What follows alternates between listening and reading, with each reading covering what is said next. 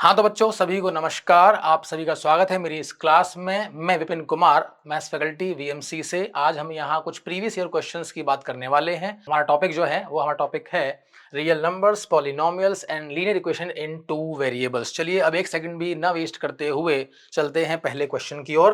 और बेटा ये रहा आपका पहला क्वेश्चन आपकी स्क्रीन पर।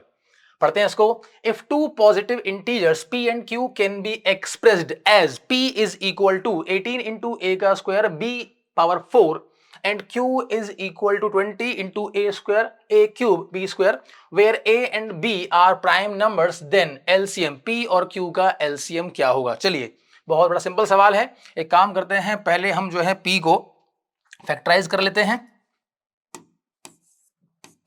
तो बेटा ये हमारा p हो गया अल्टीमेटली। तो 18 लिखने के लिए हमें 2 चाहिए 1 टाइम और 3 चाहिए बेटा 2 टाइम्स। तो 2 इंटू 3 का स्क्वायर और इंटू a का स्क्वायर और b पावर 4। इसको मैं यूं ही छोड़ रहा हूं क्योंकि वैसे भी हम जानते हैं हमें एलसीएम के लिए मैक्सिमम पावर चाहिए होती है। ठीक है, चलिए बेटा ये मैंने p फैक्टराइज कर दिया। अब बात करते हैं q की। तो बेटा q को हमने फैक्टराइज कर दिया। ये आपका 20 आ गया 2 का स्क्वायर और ये आपका आ गया इंटू 5 1 टाइम और उसके बाद a का क्यूब और इंटू b का स्क्वायर। चलिए एलसीएम की बात करते हैं।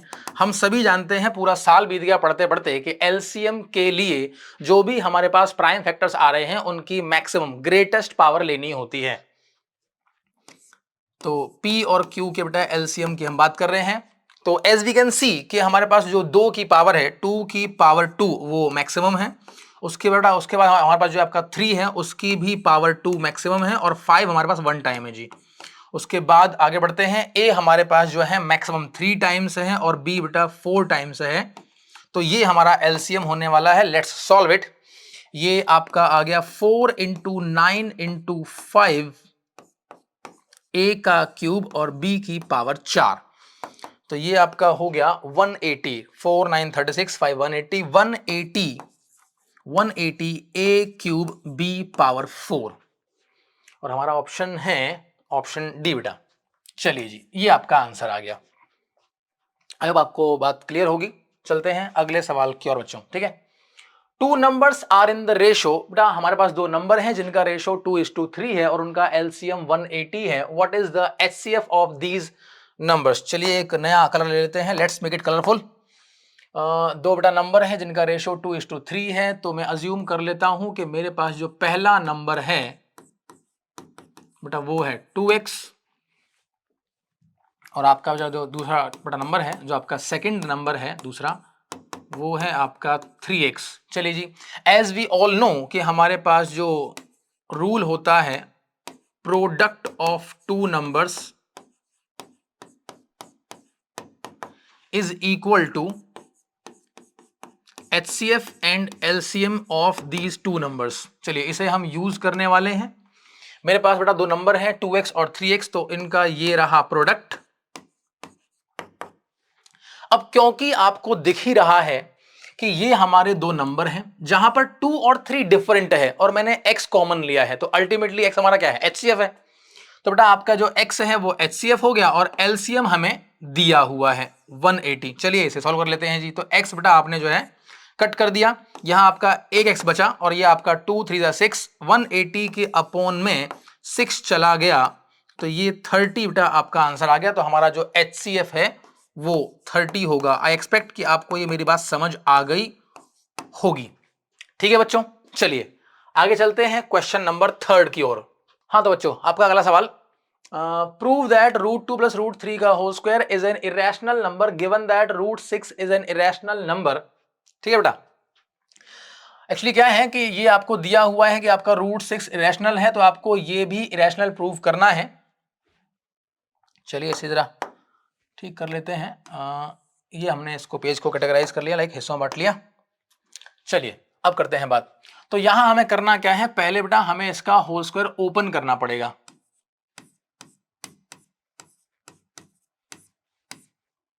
तो ये आपका a + b के होल स्क्वायर फॉर्मूले से, यानी कि a² + b² + 2ab से ओपन होगा। तो ये बन जाएगा 2 + 3 + 2√6। ठीक है बेटा, दैट बिकम्स 5 + 2√6। ठीक है जी, चलिए इसके बाद हमें एक एनसीईआरटी में लैंग्वेज दी हुई है, उसी का हमें यूज करना है। रैंडम अपनी तरफ से हम कुछ भी यूज नहीं करेंगे, जो हमें एक फिक्स लैंग्वेज दी हुई है इस तरह के सवाल के लिए वही यूज करनी होती है। लेट इफ पॉसिबल, अगर पॉसिबल है तो मान लेते हैं 5 + 2√6 is a rational number, is a rational number such that, ये एक रैशनल नंबर है और इस प्रकार से है कि हम 5 + 2√6 को p/q फॉर्म में लिख सकते हैं, where p and q are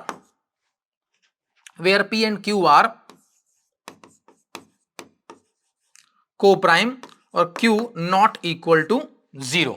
चलिए जी स्टार्ट करते हैं। इस तरह से हमें लिखना पड़ता है, सीबीएसई की डिमांड है, ये लैंग्वेज एक्सपेक्टेड है सीबीएसई की ओर से जी, ठीक है। चलिए तो इसे बेटा आगे बढ़ाते हैं। अब क्या किया हमने इसे अज्यूम कर लिया कि ये रैशनल है। अगर ये रैशनल है तो p और q बेटा हमारे पास दो इंटीजर होंगे, को-प्राइम होंगे और q 0 नहीं होगा, तो हम इसे p/q फॉर्म में लिख देते हैं। हमने 9th में ये पढ़ा था अल्टीमेटली स्टार्टिंग में कि भाई अगर कोई नंबर आपका p/q फॉर्म में लिखा जा रहा है जहां आपका p और q इंटीजर है, q नॉट इक्वल टू 0 है बेटा, तो वो नंबर रैशनल होता है। तो इसे अगर हमने रैशनल अज्यूम कर लिया है, चलिए आगे बढ़ते हैं इसको। अब इसके बाद करना क्या होता है, यहां आपने बेटा ये लिखा 2√6, 5 को आप वहां ले गए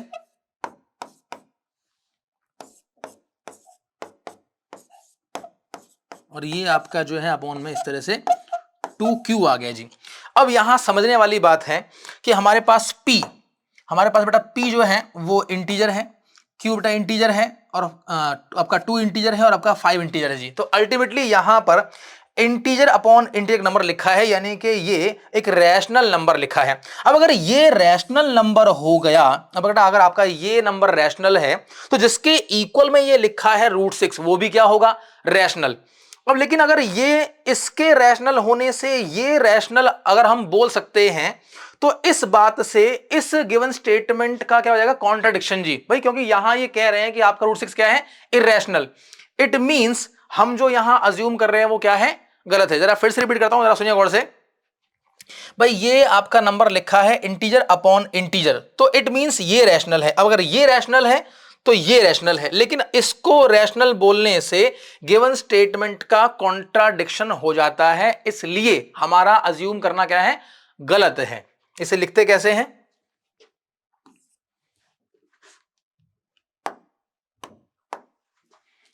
since p q 2 and 5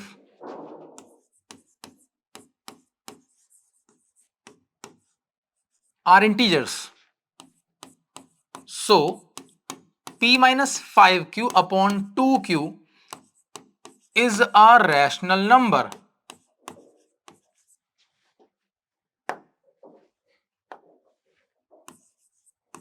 rational number. अब अगर ये रैशनल है तो ये इंप्लाई करता है कि √6 is also a rational number.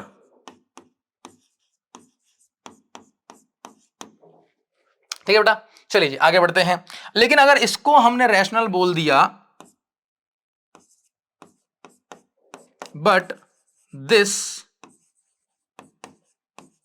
Contradicts the fact that √6 is an irrational number,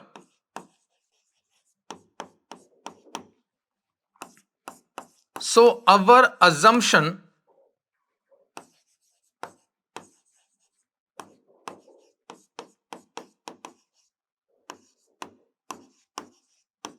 is wrong, hence 5 + 2√6 जो कि एक्चुअल में था √2 + √3 का होल स्क्वायर, ये अपने आप में कहलाएगा एक इररेशनल नंबर। बच्चों आई होप कि आपको ये मेरी बात समझ आ गई होगी। Hence 5 plus root 6 is equal to root 3 plus root 3 का whole square is an irrational number जी। चलिए let's move to the next question बेटा, ठीक है। अगला सवाल आपका ये रहा आपकी स्क्रीन पर। If a is equal to 2 square into 3 power x, b is equal to 2 square into 3 into 5, c is equal to 2 square into 3 into 7, ये बेटा मेरे पास तीन अलग अलग नंबर दिए हुए हैं। ये बेटा आपका a है, एक काम करते हैं लाइक थोड़ा कलर चेंज कर लेते हैं, पिंक ले लेते हैं अपन। चलिए जी, ये आपका बेटा a और ये आपका b और ये आपका c नंबर है और इनका एलसीएम मुझे दिया हुआ है और मुझसे x की वैल्यू मांगी है जी। चलिए बहुत सिंपल सवाल है, हमारा सारा फोकस इस एलसीएम पे रहेगा और उसके बाद हम इन a b c को ऑब्जर्व करेंगे। LCM 3780, let's factorise it.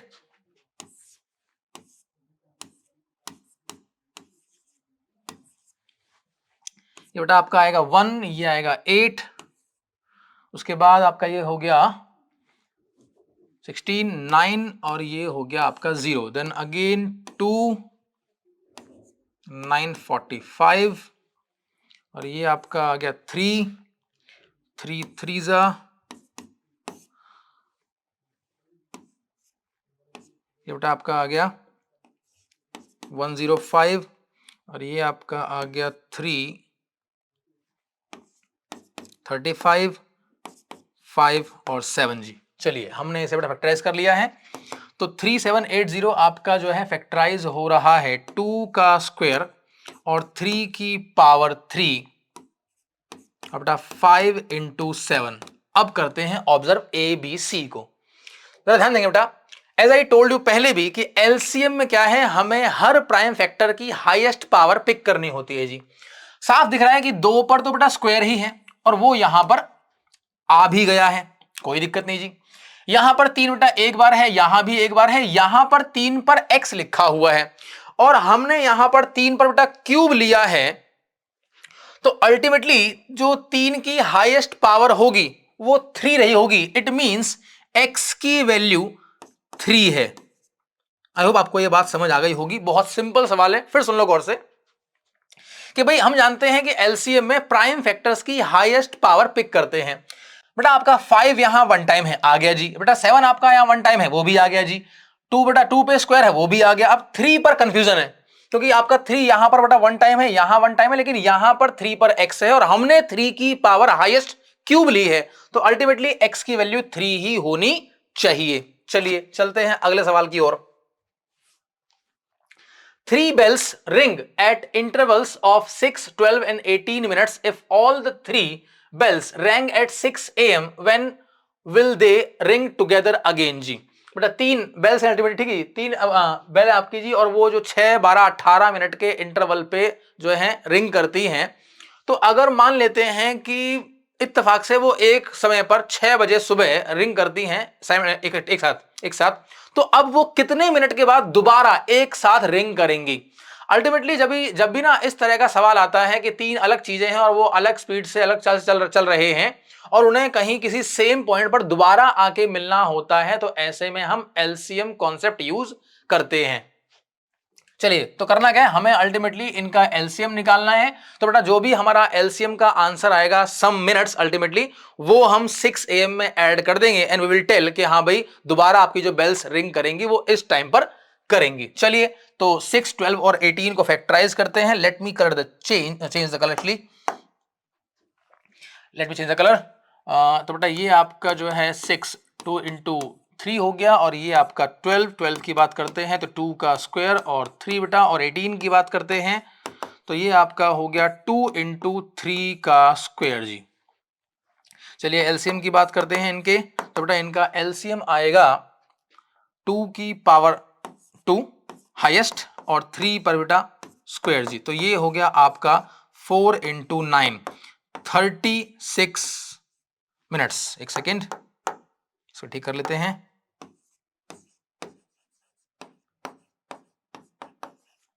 अब आपकी जो ये रिंग्स हैं, बेल्स, आपकी जो एक्चुअली बेल्स हैं, एक्चुअली वो 6 AM बेटा रिंग हुई थी एक साथ, तो अब ये दोबारा 36 मिनट के बाद दोबारा रिंग करेंगी तो हमारा जो नेक्स्ट टाइम होगा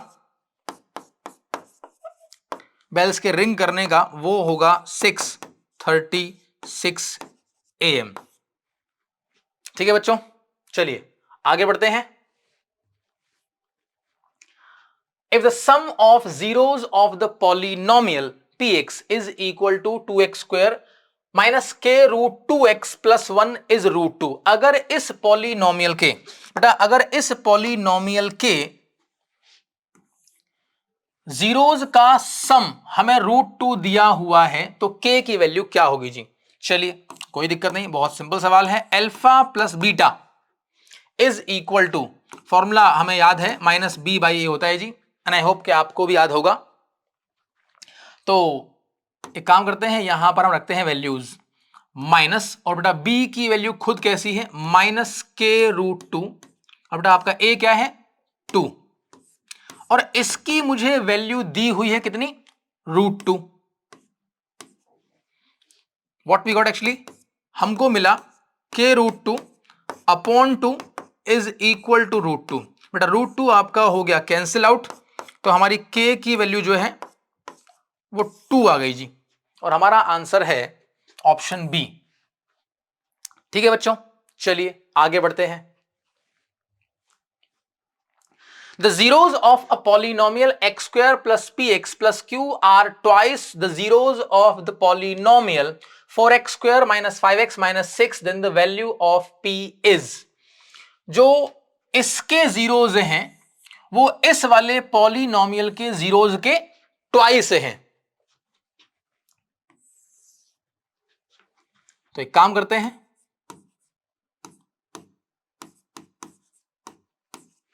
इसके जीरोज हम मान लेते हैं अल्फा और बीटा। जरा ध्यान दीजिएगा, तो इनका सम बटा क्या आएगा, इनका सम आएगा -b/a, फॉर्मूले के हिसाब से ये आपका आ जाएगा बेटा 5/4, और अल्फा इंटू बीटा ये आएगा आपका c/a के हिसाब से -6/4 जी। अब सवाल ये है कि इस वाले पॉलिनोमियल के जो जीरोज हैं वो इस वाले पॉलिनोमियल के जीरोज के डबल हैं, ट्वाइस हैं। तो अगर इसके जीरोज मैंने अल्फा और बीटा अज्यूम किए हैं, अब इसकी बात कर लेते हैं। एज द क्वेश्चन सेज कि इस वाले पॉलिनोमियल के जीरोज इस गिवन पॉलिनोमियल के जीरोज के ट्वाइस हैं, और इसके जीरोज अगर मैंने अल्फा और बीटा अज्यूम किए हैं तो इट इज क्वाइट क्लियर कि इसके जीरोज 2 अल्फा और 2 बीटा हो जाएंगे जी। चलिए इनके सम की बात करते हैं। इनका सम बेटा क्या आएगा, ये आएगा आपका -b/a के हिसाब से -p/1। यहां से हमने बेटा 2 कॉमन निकाल लिया, अल्फा प्लस बीटा यहां पर आएगा, और ये आपका लिखा हुआ है -p, ये रहा 2, और बेटा ये रहा आपका अल्फा प्लस बीटा 5/4। तो ये आपका बेटा जो है p आ जाएगा, -p आपका आएगा 5/2। तो बहुत सिंपल सी बात है कि आपका p आ जाएगा -5/2, और हमारा ऑप्शन है ए बच्चों। आई होप आपको ये बात क्लियर होगी। चलिए आगे बढ़ते हैं नेक्स्ट क्वेश्चन की ओर।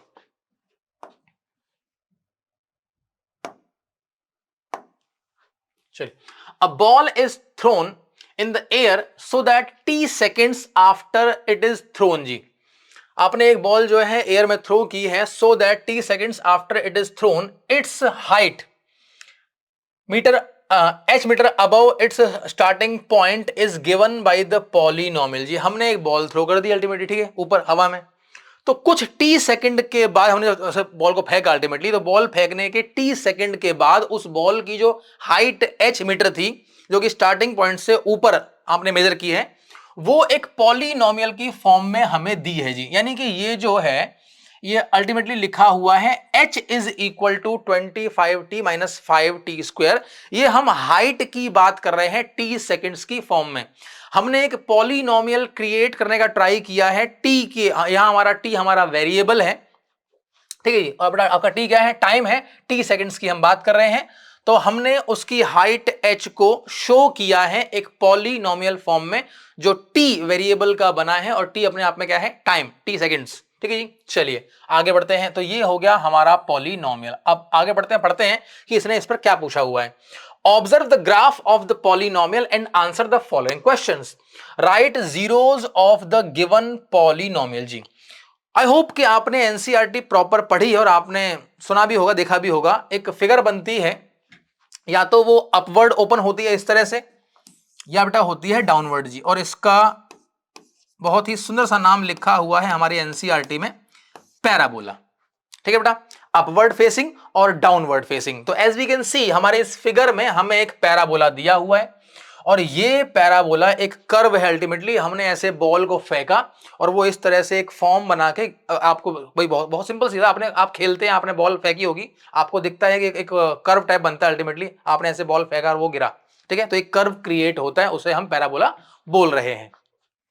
तो यहां से हमने जो है ओरिजिन से हमने बॉल थ्रो की और वो ऐसे जाते हुए इस तरह से यहां आके गिर गई और हमने जो कर्व क्रिएट किया उसे हम बोल रहे हैं पैराबोला जी। अच्छा, अब यहां हमें साफ साफ दिख रहा है कि इस कर्व में हमारा y कहां कहां जीरो है। ये कर्व आपका x एक्सिस को कहां कहां कट कर रहा है। आपको एक इंफॉर्मेशन और दे दूं, यहां हमारे पास दो वेरिएबल हैं, ठीक है, जैसे नॉर्मली होता है y और x कार्टेशियन प्लेन पे। तो हमारे इस पैराबोला में हमारा t जो है वो x की तरह बिहेव कर रहा है और आपका जो h है वो y की तरह बिहेव कर रहा है। ठीक है, तो हमारा जो अल्टीमेटली y है यानी कि सो कॉल्ड h, वो जीरो बेटा कहां कहां हो रहा है जी, यहां हो रहा है और यहां हो रहा है। पहला सवाल हमारा ये है, right zeros of the given polynomial. तो भाई हमारा y यानी कि हमारा h कहां कहां जीरो हो रहा है बच्चों, यहां पर और यहां पर। जीरोस क्या होता है, x की वैल्यू, x की वो वैल्यू जहां पर आपके पॉलिनोमियल की वैल्यू जीरो हो जाए। तो एज वी कैन सी कि पहले पार्ट का बेटा आंसर क्या आएगा ultimately, zeros of the polynomial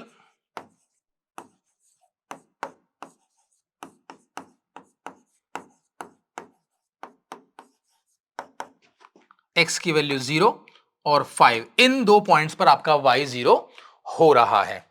दूसरा क्वेश्चन पढ़ते हैं, क्या कह रहा है वो, find the maximum height achieved by ball. जी बॉल ने मैक्सिमम, वो अल्टीमेटली कितनी पीक पर गया। भाई सिंपल सी बात है, आपने एक बॉल थ्रो की जी, अब वो बॉल जितना आपने लाइक फोर्स लगाया, जितना ताकत लगाई हाथ से, उस ताकत के हिसाब से बॉल जाएगी हाइट तक और उस हाइट के बाद वो गिरने लगेगी जी। तो वो जो पीक पॉइंट है वो बताना है हमको कि कितनी उसने मैक्सिमम हाइट अचीव की है बॉल ने।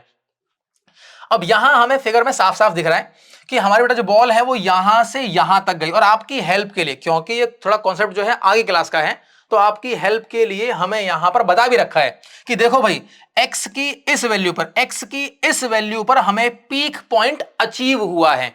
यानी कि कुछ खास करना नहीं है, आपको बस इस पॉलिनोमियल में t के नाम पर 5/2 पुट करना है, क्योंकि हमारी हेल्प के लिए क्वेश्चन में हमें ये एक वर्टिकल लाइन दे रखी है जो हमें शो कर रही है कि ये आपकी जो लाइन है जहां जा रही है वो आपके बॉल का पीक पॉइंट है, maximum height achieved by the goal, sorry ball actually, sorry. तो ये हमें यहां निकालना है, यानी कि यहां पर हमें जो y की वैल्यू है, जो h की वैल्यू है वो निकालनी है। तो करना क्या, उसके लिए हमें सिर्फ t की वैल्यू ये यहां पर करनी है प्लेस। ठीक है जी,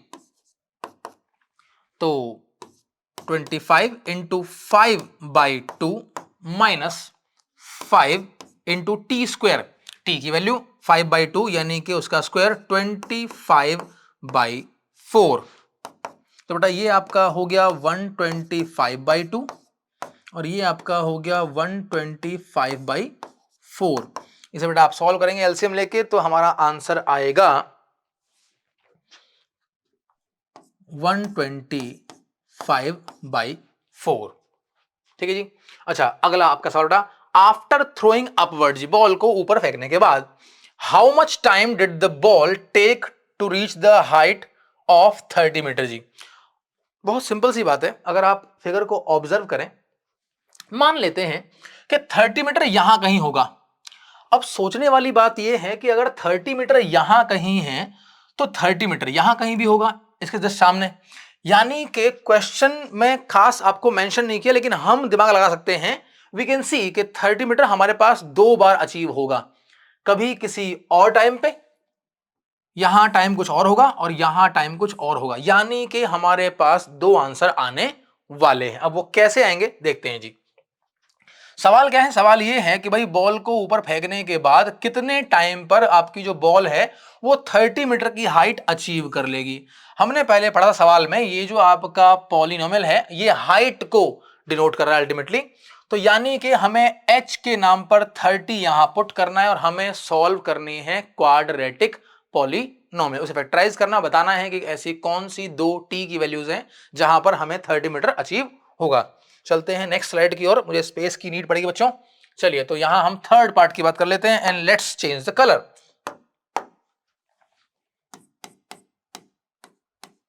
चलिए तो हमारा पॉलिनोमियल था, एज आई टोल्ड यू कि आपकी जो हाइट है वो 30 आपको अचीव करनी है, और ये रहा हमारा polynomial 25t minus 5t square. बच्चों अब एक काम करते हैं, इस सबको वहां ले आते हैं लेफ्ट साइड में, तो हमारे पास जो एक पिक्चर क्रिएट होने वाली है वो होगी 5t square minus 25t plus 30 equal 0।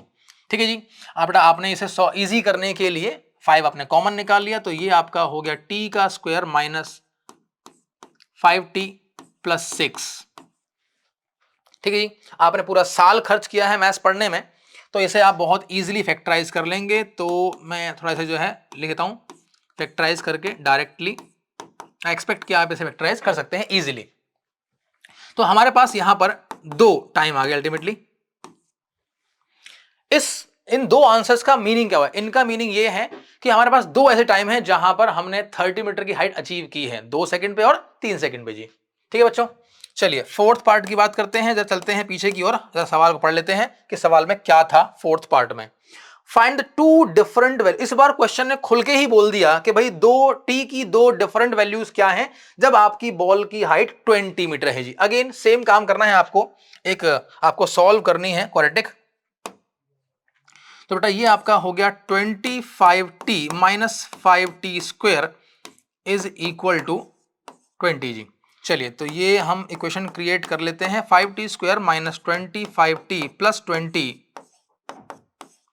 मतलब आपने 5 कॉमन निकाला, t का square minus 5t plus 4 factorise किया t माइनस 1 और बेटा t माइनस 4। तो अल्टीमेटली दिस टेल्स अस कि हमारे पास दो डिफरेंट वैल्यूज ऑफ t 14 है जी, यानी कि 1 और 4 सेकंड पर हमें 20 मीटर की हाइट मिलेगी बॉल की जी। ठीक है, आपसे उम्मीद करता हूं कि आपको ये सवाल जो है समझ आ गया होगा अच्छे से। ये आपका एक बड़ा केस स्टडी था जो एक लाइक ईयर में आया था, मुझे साल ध्यान नहीं है लेकिन अच्छा क्वेश्चन है, और इस तरह के सवालों की आप प्रैक्टिस करते रहिएगा। ठीक है, चलिए आगे बढ़ते हैं।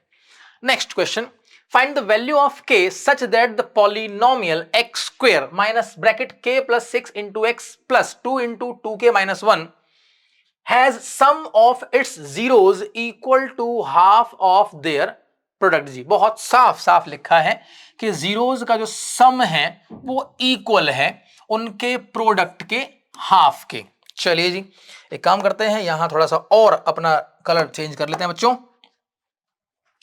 तो मैं जरा पेज को बांट लेता हूं 2 हिस्सों में। हमारे पास इसके दो हम जीरोज अज्यूम कर लेते हैं बच्चों, अल्फा और बीटा, और जैसा कि क्वेश्चन हमसे कह रहा है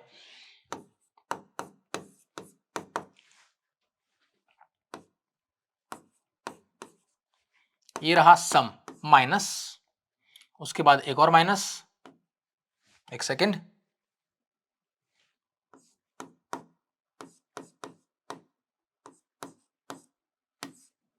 अपॉन में ए के नाम पे क्या आपका बनाएगा जी। ठीक है, ये हो गया हमारा सम जो कि अल्टीमेटली क्या है प्लस का k प्लस 6 जी। ठीक है, चलिए और ये रहा बेटा इनका product c by a 2 into 2k minus 1 upon में 1 that is 2 into 2k minus 1 bracket में।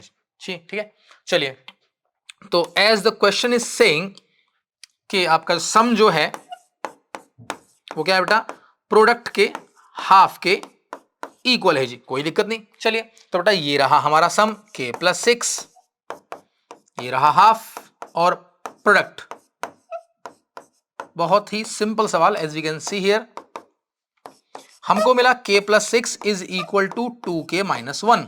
तो बेटा ये आपका आप 1 यहां ले आए और आपका ये k आप वहां ले जाए, तो what we got actually 2k minus k is equal to 6 plus 1। तो आपके k की वैल्यू 7 आ गई बच्चों।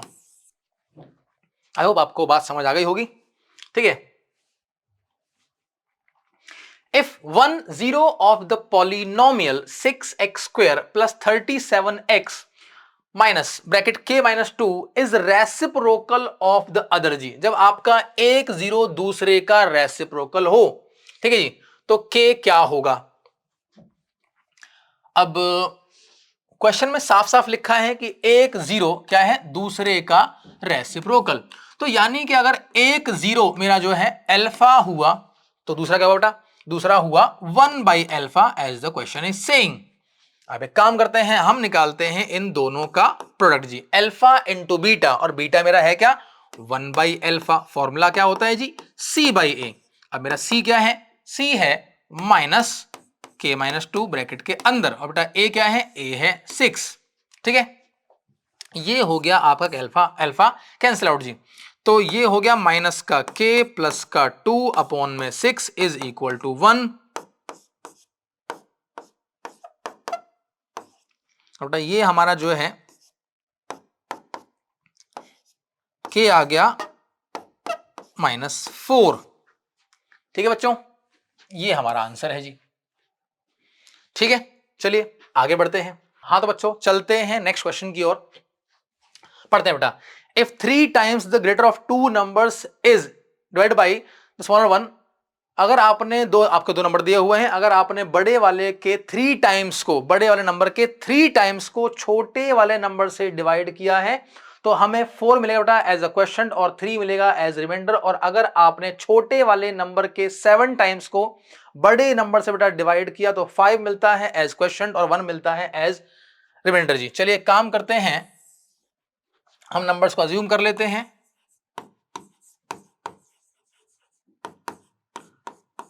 बेटा हमने बड़ा नंबर जो है x और हमने छोटा बेटा नंबर जो है y अज्यूम कर लिया है। अब क्वेश्चन की बात करते हैं, जो सवाल आपका कह रहा है, सवाल कह रहा है क्या कि बड़े नंबर का 3 टाइम्स अगर आपने छोटे नंबर से डिवाइड किया y से तो बेटा आपको 4 मिला एज क्वेश्चन और आपको 3 मिला एज रिमाइंडर जी। ये मैंने डिवीजन एल्गोरिथम का बेटा यूज किया है जी, ठीक है। ये अपने आप में डिविडेंड हो गया बेटा, और ये हो गया डिवाइजर, ये हो गया क्वेश्चन और ये हो गया रिमाइंडर। चलिए इसे हम लिख लेते हैं equation number 1, 3x minus 4y is equal to 3 को जी। लेट्स मार्क इट इक्वेशन 1 जी। अच्छा आगे बेटा बढ़ते हैं, छोटे वाले नंबर का 7 टाइम्स उसको हमने बड़े नंबर से डिवाइड किया तो वी गॉट 5 एज क्वेश्चन और बेटा 1 एज अ रिमाइंडर जी। इसे इक्वेशन में कन्वर्ट कर लेते हैं, 5x minus 7y is equal to -1, और ये हो गई हमारी इक्वेशन नंबर 2।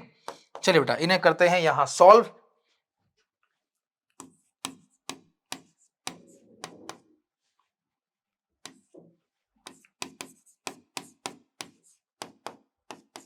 ठीक है बेटा, तो मैं इसे एलिमिनेशन से सॉल्व करूंगा एक्चुअली, और एलिमिनेट करने के लिए मैं यहां पर जो है x वेरिएबल के कोएफिशिएंट इक्वेट करने वाला हूं।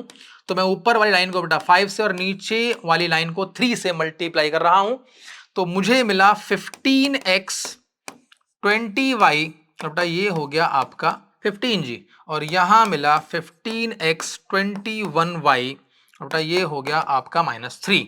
चलिए साइन चेंज कर लेते हैं, आप ऊपर वाली लाइन में से नीचे वाली को लेस करने जा रहे हैं तो साइन आपके चेंज करने पड़ेंगे आपको। तो बेटा ये हो गया आपका प्लस का y, क्योंकि मेरे पास 21y प्लस का है और 20y बेटा माइनस का है, और यहां पर ये आ गया आपका 18, तो बेटा y 18 आ गया। अब एक काम करते हैं, y को यहां पर जो है इक्वेशन नंबर 1 में रिप्लेस कर देते हैं y की जगह पर।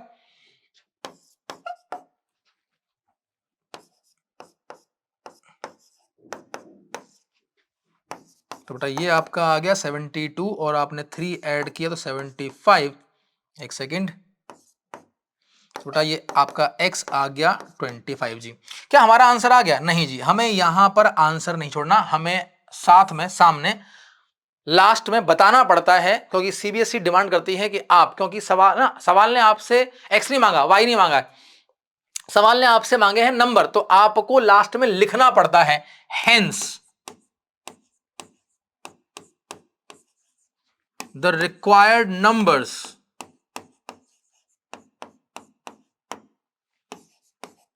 Are 25 and 18। ठीक है बच्चों, चलो आगे बढ़ते हैं। In a chemistry lab there is some quantity of 50% acid solution and some quantity of 25% acid solution जी। How much of each should be mixed to make 10 litres of 40% acid solution. How much of each should be, मेरे पास दो बेटा solution है, एक में 50% बेटा acid है और दूसरे वाले में 25% एसिड है। ठीक है जी, चलिए अब एक काम करते हैं, पहले तो हम कलर बदल लेते हैं अपना और फिर चलते हैं सवाल की ओर।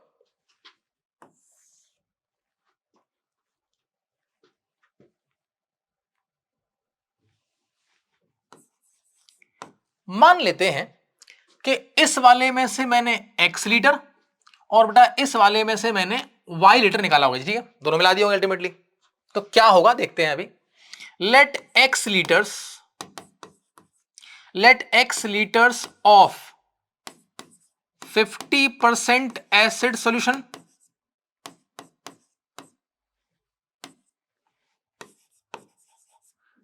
And y litre 25% acid solution be mixed. मेरे कहने का मतलब यह है कि हमारे पास मान लो दो बर्तन हैं और दोनों में अलग अलग लाइक सॉल्यूशन पड़े हुए हैं। ठीक है, दो मिक्सचर्स पड़े हुए हैं अल्टीमेटली।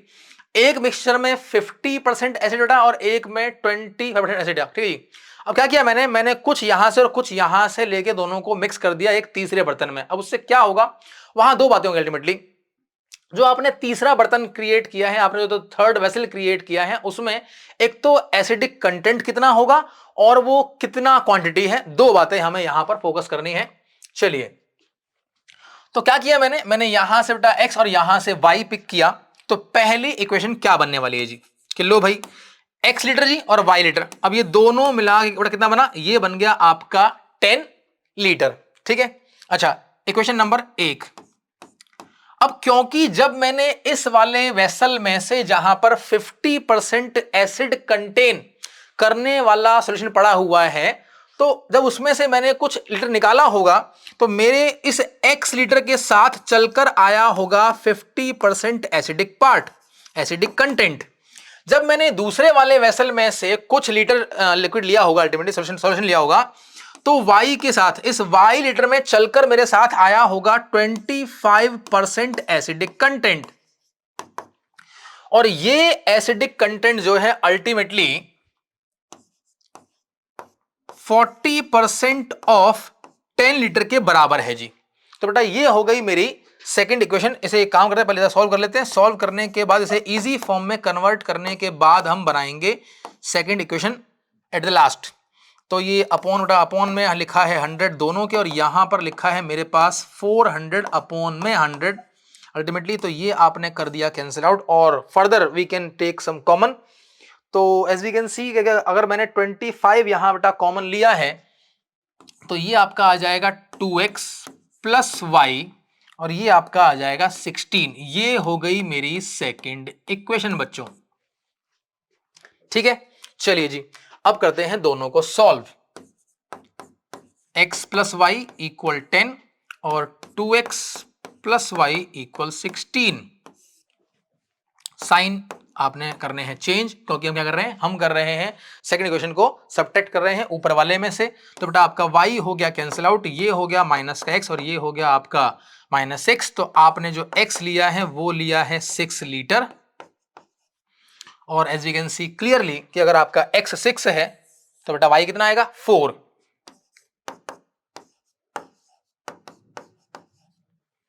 ठीक है बच्चों, ये बेटा हमारा आंसर है। हमने पहले वाले वेसल में से जहां पर 40% एसिडिक सॉल्यूशन पड़ा हुआ है वहां से हमने 6 और दूसरे वाले में से हमने 4 लीटर लिया है। चलो बच्चों चलते हैं आगे। Two lines are given to be parallel जी, ठीक है, हमें दो लाइन दे रखी है, पैरेलल है। The equation of one of these line, अगर उनमें से एक लाइन ये है तो दूसरी लाइन की इक्वेशन क्या होगी। चलो आपको याद दिलाता हूं कि अगर हमारे पास दो लाइनें होती हैं a1x b1y plus c1 equal 0, a2x, एक second, b2y plus c2 equal 0, और अगर ये लाइन पैरेलल होती हैं तो बेटा कंडीशन क्या होती है जी, a1 a2 का जो रेशो होता है वो b1 b2 के बराबर और not equal to c1 c2 होता है। अब इसी के बेस पर हमें अपनी सेकंड लाइन यहां से पिक करनी है इन दिए गए ऑप्शंस में से, इस चीज को देखते हुए कि दो रेशो मैच कर रहे हैं, थर्ड मैच ना करे। चलिए जी चेक कर लेते हैं। अब अगर मैं 515 की बात करूं, यहां पर हमें हिडन ट्रायल लगाना पड़ेगा, हमें चारों ऑप्शन चेक करने पड़ेंगे। आप चाहो तो ये चेक करने वाला काम रफ साइड में कर सकते हैं और आप सीधे जो आपका आंसर होगा एग्जैक्ट वो आप वहां पर लिखोगे मेन आंसर में, ठीक है। बाकी ट्रायल वाला आपका काम जो है आप रफ में कर लेंगे अल्टीमेटली। तो एक काम करते हैं, मैं अभी यहां पर ट्रायल अल्टीमेटली कर लेता हूं। अगर हम ऑप्शन ए की बात करें, ठीक है, तो 5 के अपॉन में -15 -3 अपॉन -9 और 2/5, तो बेटा ये आपका आ गया 1/3 और यहां आपका आ गया 1/3 प्लस का, तो यही इक्वल नहीं है तो हमें यहां पर लिखते ही हमें ये ऑप्शन छोड़ देना है। बेटा आगे बढ़ते हैं, चलते हैं ऑप्शन बी की ओर। 5 के अपॉन 15 बेटा कितना आएगा, 1/3 आएगा। 3 अपॉन 9 प्लस का यहां पर आएगा माइनस का 1/3, ये भी इक्वल नहीं है, यहीं पर ऑप्शन छोड़ दो। अब आते हैं बेटा सी ऑप्शन की ओर जी। 5 अपॉन 9 5/9 और 3/15 1/5, बेटा ये भी इक्वल नहीं है, ये भी छोड़ दो। अब करते हैं सीधे ऑप्शन डी की बात, चेक करते हैं। अब अगर 3 गलत है तो वो ऑप्शन सही होना चाहिए। 515 तो ये आपका आ गया बिल्कुल ठीक जी, ये आ गया बेटा माइनस का 1/3। 3 अपॉन 9 प्लस का ये भी आ गया माइनस का 1/3 और आपका थर्ड रेशो जो है वो है 2/5। तो बेटा ये दो इक्वल हैं, ये इक्वल नहीं है, यानी कि हमारी जो सेकंड लाइन है उसकी इक्वेशन ये होनी चाहिए। ठीक है बच्चों, चलो आगे चलते हैं। 3 साल पहले रश्मि की जो एज है वो नाजमा की एज के थ्राइस थी। 10 साल बाद रश्मि की जो एज है वो नाजमा की एज की ट्वाइस हो जाएगी, तो रश्मि और नाजमा की एज अब प्रेजेंट कितनी है जी।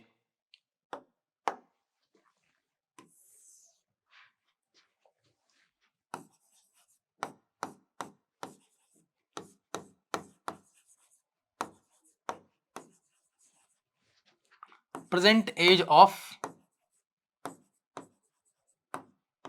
रश्मि,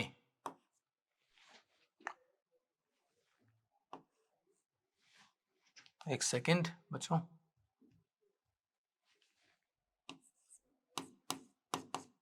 x years, ठीक है बेटा। Let the present age of Nazma y years। चलिए जी, अब 3 साल पहले, जब भी क्वेश्चन ये कहे 3 साल पहले, 5 साल बाद, इस तरह की बातें जब भी पहले की बात करते हैं तो हम प्रेजेंट एज में से उतने ईयर्स कम कर देंगे।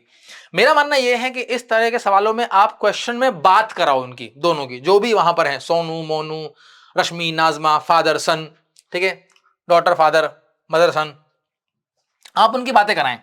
तो बात ऐसे कराएं कि भाई 3 साल पहले की बात चल रही जी, तो 3 साल पहले की बात करने के लिए आप एक काम करें, आप दोनों की एज में से 3 साल कम कर दो। अब जरा देखो कि कौन क्या कह रहा है। 3 साल पहले रश्मि ने कहा नाजमा से कि नाजमा सुन, मैं तेरी एज की थ्राइस हूं। तो ये रही रश्मि। अब बेटा ये नाजमा, ठीक है जी। रश्मि ने कहा नाजमा से कि नाजमा सुन, मैं तेरी एज की थ्राइस हूं। तो आपको 3 यहां इंटू करना है जी। तो आपकी इक्वेशन बेटा क्या बनकर आएगी, ये आएगी x माइनस 3y, और यहां हो गया हमारे पास 9, और बेटा आपका ये 3 वहां गया प्लस में, तो we will get -6, equation number 1। ठीक है जी। अब बात करते हैं 10 साल बाद की। 10 साल बाद एज आई टोल्ड यू कि जो सवाल ने कहा है आप उतने ईयर्स ऐड या लेस कर लें अकॉर्डिंगली। चलिए जी, अब बातें कराओ उनमें। बात कराएंगे तो रश्मि ने कहा नाजमा से कि नाजमा मैं तेरी एज की ट्वाइस हूं। तो ये रश्मि, ये नाजमा। रश्मि ने कहा नाजमा से कि मैं तेरी एज की ट्वाइस हूं। तो बेटा 2 आपको यहां मल्टीप्लाई करना है जी। x minus 2y is equal to 10, ये रही आपकी second equation. Let's solve them.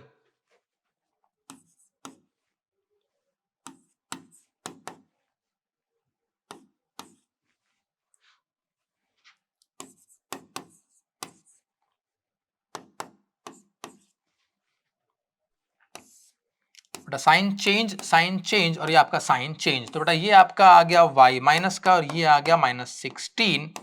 तो बेटा y आपका 16 ईयर्स आंसर आ गया, यानी कि नाजमा की जो प्रेजेंट एज है 16 ईयर्स है, और उसके अकॉर्डिंगली रश्मि की एज क्या होने वाली है। तो इसे एक काम करते हैं, हम y की वैल्यू यहां पर इक्वेशन 1 में रख देंगे। 16 3 48 -6, तो ये होने वाला है 42 ईयर्स। लास्ट में आपको लिख के दिखाना है, क्योंकि आपसे पहले बोल चुका हूं कि हमें x और y नहीं, उनकी एज निकालनी है, बतानी है।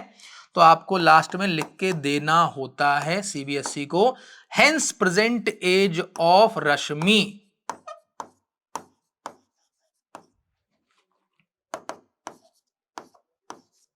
42 years, present age of Nazma 16 years. ठीक है बच्चों, चलिए बेटा आगे बढ़ते हैं। A number consists of 2 digits whose sum is 9. The number obtained by reversing the order of the digit of the given number exceed the given number by 27. Find the given number जी। एक सलाह मेरी आपको रहेगी कि इस तरह के सवाल में ना, जैसे ही आप ये पढ़ें कि 2 डिजिट नंबर लिखा है जी, तो आप एक काम, आप बेसिक काम तो तुरंत कर ही लें। क्या? Let unit place digit. भाई यूनिट यानी कि इकाई के स्थान पर, यूनिट प्लेस पर बेटा हमारा जो डिजिट है वो क्या आएगा जी, वो हमने x अज्यूम कर लिया। Let tens place digit y। I was saying कि आपको इतना काम, ये 3 स्टेप आपको करने होते हैं जी। नंबर बेटा क्या आएगा, 10y प्लस x, इतना तो आप लिख ही लें, और उसके बाद क्वेश्चन को और फर्दर प्रोसीड करें। A number consists of 2 digits whose sum is। भाई मेरे नंबर को बनाने वाले 2 डिजिट x और y, उनका सम कितना है, 9। तो क्वेश्चन ने पहली बात तो ये बोली कि x और y का सम 9 है, ये हो गई मेरी पहली इक्वेशन। उसके बाद द नंबर ऑब्टेन्ड बाय, वो नंबर जो मिला by reversing the order of the digits. पहले वंस प्लेस पर x और टेंस प्लेस पर y था, अब टेंस प्लेस पर x और वंस प्लेस पर y है। तो मुझे जो नया नंबर मिलेगा after reversing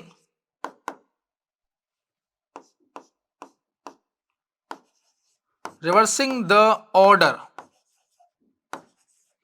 of digits, 1 second, नया नंबर बेटा क्या बना, हमारा नया नंबर बना 10x प्लस वाई जी। आगे पढ़ते हैं। The number obtained by reversing the order of the digits of the given number, ये नंबर जो इस नंबर के डिजिट्स को पलटने पर मिला, तो ये नंबर दिए हुए नंबर से, ये नंबर दिए हुए नंबर से 27 ज्यादा है। दिस नंबर जो नया वाला है वो पुराने वाले नंबर से 27 ज्यादा है बच्चों। चलो बेटा, तो ये हमें इक्वेशन मिल जाएगी 9x minus 9y equal 27। 9 common निकाल लेते हैं दोनों तरफ से जी, और उसे करते हैं कैंसिल आउट, तो हमें मिलने वाला है x माइनस वाई इक्वल 3।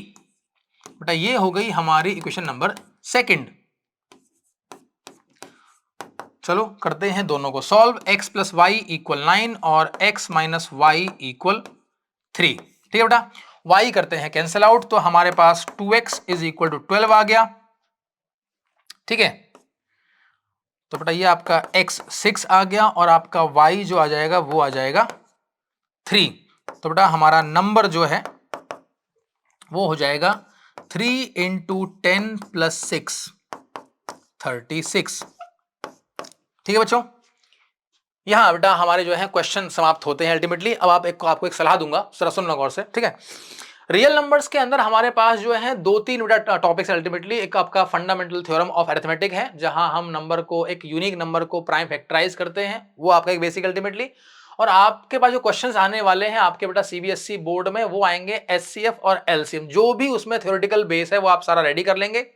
अगर बात करूं पॉलिनोमियल्स की, तो वहां पर आपके पास जो है दो ही फॉर्मूले हैं अल्टीमेटली, जीरोस का सम और प्रोडक्ट, और कुछ बेसिक बातें, और आपका पैराबोलिक अप्रोच, ग्राफिकल अप्रोच, कि आपका जो आपका जो कर्व है वो उसे कट करता है एक्स कितनी बार, इस तरह की बातें अल्टीमेटली बेसिक थिंग्स आपको जो है वो पढ़नी है अपने सीबीएसई बोर्ड एग्जाम्स के लिए। और अगर बात करूं लीनियर इक्वेशन इन 2 वेरिएबल्स की, तो वहां पर हमारे पास 3-4 कैटेगरी है क्वेश्चंस की। एक आपकी कैटेगरी है बेटा फ्रैक्शंस की, मैं यहां एक काम करता हूं लिख लेता हूं, खासकर मैं लीनियर की बात कर रहा हूं अल्टीमेटली, जो मेरे ध्यान में है। यहां हमारे पास कुछ ही कैटेगरीज हैं। पहला है बेटा फ्रैक्शन वाला क्वेश्चन जी, ठीक है। दूसरा आपका आता है स्पीड टाइम डिस्टेंस वाला, ठीक है। मैं एक्चुअली यहां पर इस समय अपस्ट्रीम और डाउनस्ट्रीम की बात नहीं कर रहा, एक सिंपल सवाल, ठीक है, जहां पर हम इक्वेशन बना सकते हैं स्पीड टाइम डिस्टेंस को यूज करके अल्टीमेटली। और 2 डिजिट नंबर जो हमने अभी अभी किया, ये आपके सामने ही है, 2 डिजिट नंबर, ठीक है।